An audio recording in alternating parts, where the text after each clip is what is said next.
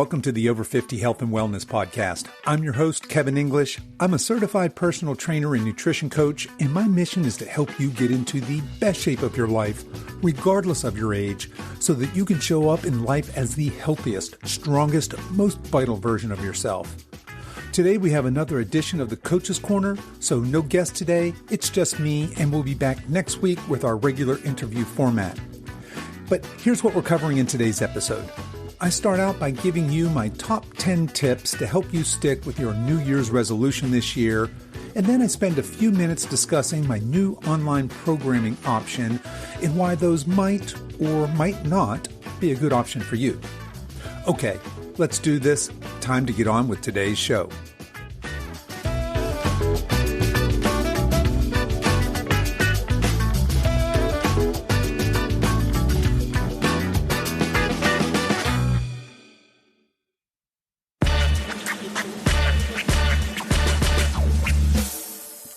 New Year's resolution tips.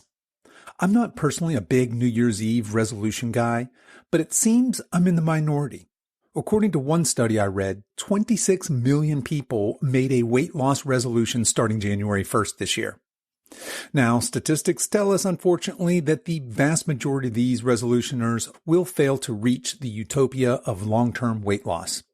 But I'd like to focus on some tips to help you stay the course and reach your health and wellness goals this year.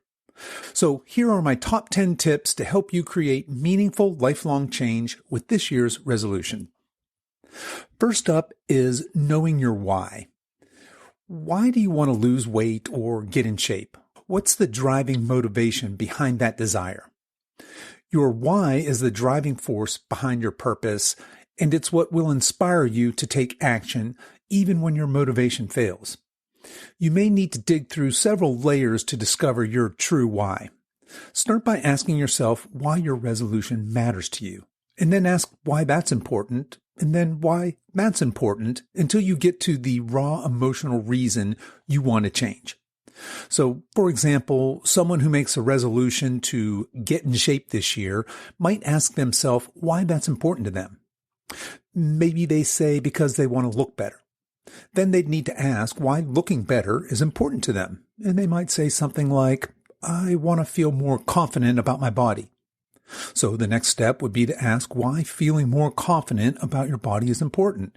And they might reply with something like, well, I don't feel comfortable undressing in front of my partner. And the process goes on. You get the picture. But notice that we've moved from a very vague statement of, I want to get in shape, to something that's very personal and emotional.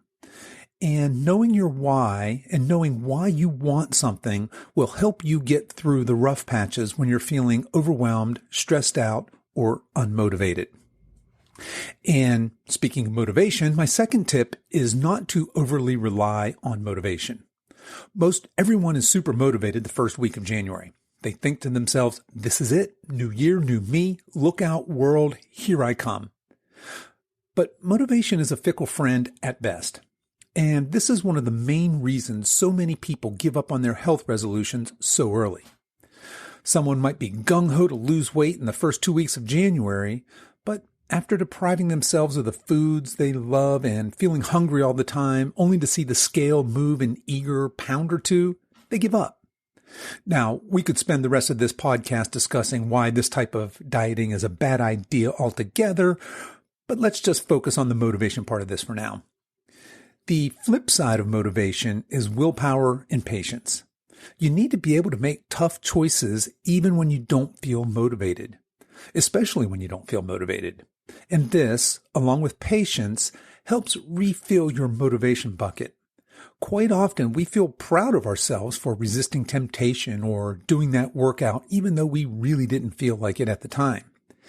And if we can stick with these healthy habits long enough, the results go a long way towards refilling our motivation tank. My next tip is related to the first tip of knowing your why, but has to do with your mindset for wanting to change. And that is choosing to change from a place of self-love. Many people make decisions to exercise and diet based on feelings of guilt, shame, or self-hate. And while this mindset might help create temporary changes, it's not a long-term strategy and almost always ends in failure. Instead, try to shift your mindset to an inner dialogue that goes something like this. I love myself. And if I'm being completely honest, I know I haven't taken the best care of my body that I could have.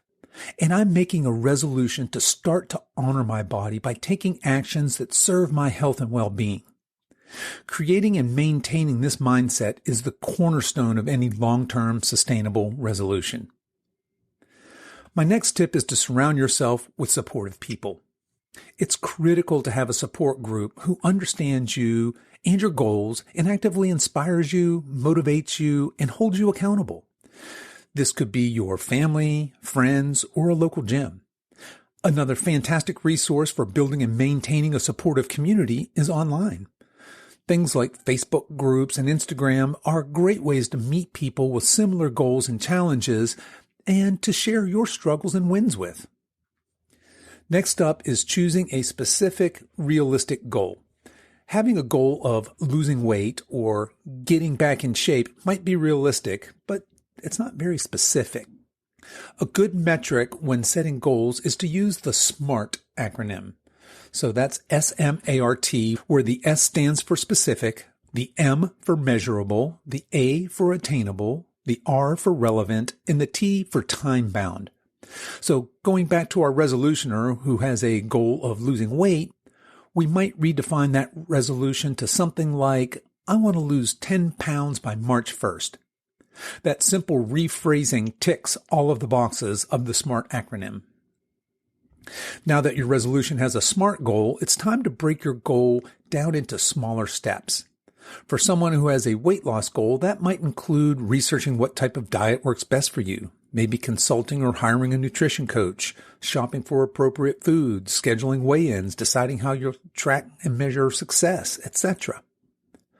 Which brings me nicely to my next tip, and that's creating a framework for success. Remember, we are aiming to create new, lifelong, sustainable habits, not merely achieving a short-term goal by doing something we despise and then going back to our normal routine after we reach our goal. And one of the keys to success in creating frameworks is to take small steps. If your goal is to get back in shape, or better yet, using our SMART system, maybe to run a sub 20-minute 5K by St. Patrick's Day, it's probably a very bad idea to head out the door for a vigorous 3-miler January 1st if you've been inactive for the last 2 years. Instead, you might want to consider starting with a much more modest goal of a 1-mile walk, and then slowly build on that distance and increase your speed over time. Remember, small progress, even tiny progress, is still progress, and it can have a huge impact if done consistently over time. And speaking of small changes making a big impact, my next tip is to track your progress. Find a system to track your progress and review it frequently so you can see your progress and celebrate your successes.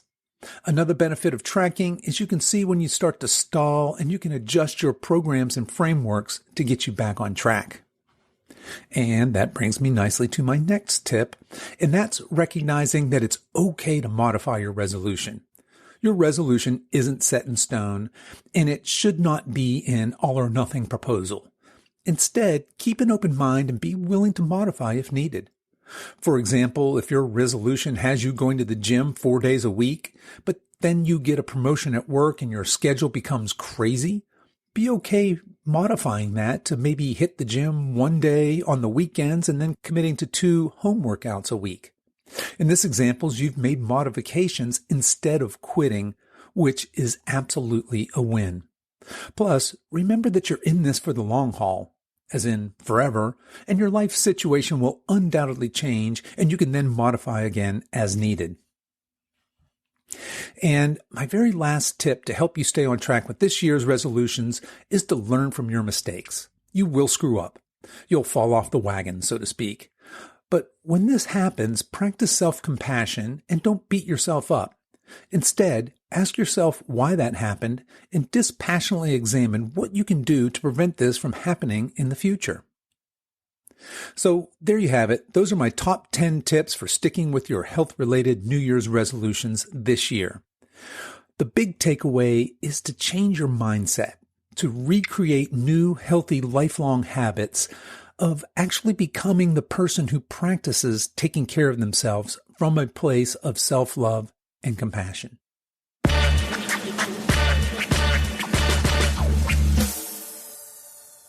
MAPS fitness programs.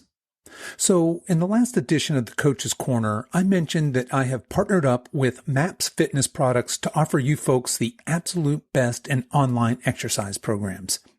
And I got a few questions about what exactly these are and why I'm offering them. So here's the deal. I don't want to beat my own drum, but this is kind of a big deal. There are only a handful of MAPS affiliates in the entire world, and these guys are hands down the best online programs for exercise on the market today. So, as I'm sure you're aware, there are multiple types of remote online exercise coaching. But for our purposes here, we're going to look at two. And the first one is one-on-one personalized training. And this is the coaching service I currently offer. Basically, my clients hire me to do remote nutrition coaching and exercise programming. The programming is specific to their needs, and it includes weekly updates, check-ins, modifications, and if they have questions or concerns, they can ask at any time. It's a white glove consultative coaching service. The second type of remote training is online programming. This offering provides instruction on exactly what to do as well as how and when to do it, and it's in this category that the MAPS fitness products fall into. For example, their flagship program is called MAPS Anabolic, and it consists of 12 weeks of exercise programming, which is phased into 4 mini cycles to ensure you get optimal progress. In addition to all of the actual programming details, such as what exercises to do and what order to do them on what days, how many sets and reps to do of each exercise, and what the rest periods are in between sets, the program also contains video demonstrations of all the exercises included. So, what are the pros and cons of these two types of online personal training? The first and probably most obvious is cost. When you buy an online program like MAPS, you pay a one-time, relatively low fee, and you own that program for life. So in our example of the MAPS Anabolic program, you'd pay $117 and own this 12-week program for life. And you could certainly increase your value by running that program multiple times. For example, you could run this program back to back, and that would give you about 6 months of online training for $117, and that works out to just under $20 a month, which is considerably less expensive than customized, personalized, one-on-one online training services. The next area to consider when comparing these two types of programs is accountability and interaction. When you work with a one-on-one coaching service, you typically have access to your coach when you need him or her, and you can ask questions. A one-on-one coach should also periodically check in on you and hold you accountable and ensure you're making progress towards your unique goals. In addition, a one-on-one coach can modify your programming as needed in real time to help ensure you're reaching your goals. Now, I will say that the MAPS programs do have a large private users forum, which has a cost associated with it, that you could utilize to ask questions and interact with other users. The next area of comparison would be program customization. When you buy a pre-packaged online program like MAPS, basically what you see is what you get. It's a one-size-fits-all type of offering. But I'll say this for the MAPS programs. They do an excellent job of offering options within their programs so that you can modify to suit your needs, and they have a program for pretty much any goal. I mean, seriously, they have 20-something individual programs and a bunch of bundles for almost any goal you have. They have fat loss programs, strength building programs, aesthetic programs, mobility programs, HIIT programs. They have programs for bodybuilders, power lifters, OCR racers, suspension trainers. You get the idea. And the last area of comparison between these two types of programs is nutrition coaching. While these MAPS programs do a great job of exercise programming, as you're probably aware, that's only half of the equation. Following a well-thought-out exercise routine is critical to achieving your health and wellness goals, but you also need to consider your nutrition. So, which is the best option for you? Of course, it depends on your needs and priorities. If cost is a big factor, choosing a MAPS program is a great alternative to one-on-one coaching.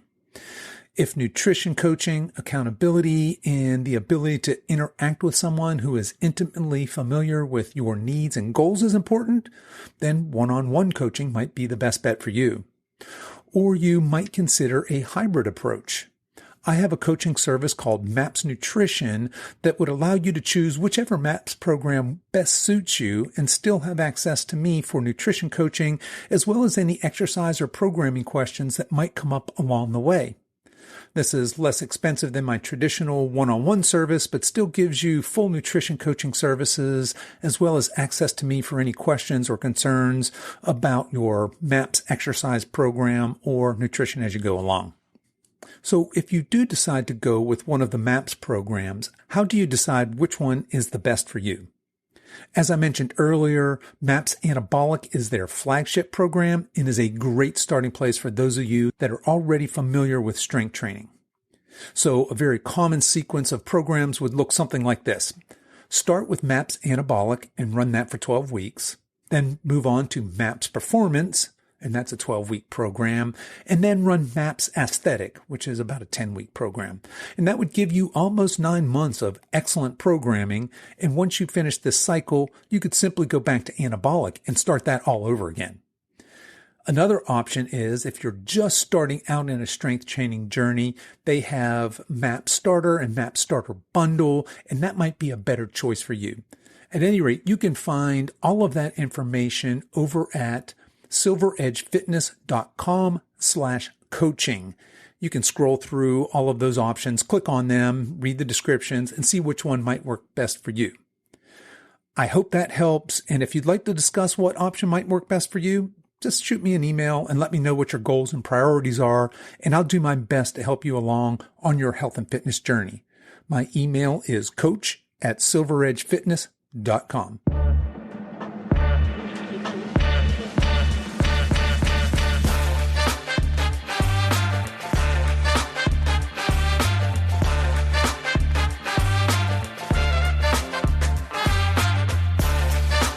Okay, that's our show for today, folks. I'll put links to everything we talked about in the show notes, and you can find that over at silveredgefitness.com/episode 101. If you enjoyed this podcast, don't forget I have more free resources over at silveredgefree.com. There you'll find my mini guides with my top tips on nutrition, exercise, and lifestyle. So feel free to head over there and download anything that might be helpful to you. As we wrap up our time together today, you can always show your support for this show in 2 important ways. One is to tell a friend about this podcast and encourage them to give it a listen. The second is to give this podcast a 5-star review on whatever platform you listen to podcasts on, and be sure to subscribe and follow so you don't miss any future episodes. I really appreciate you spending your time with me today, and until next time, stay strong.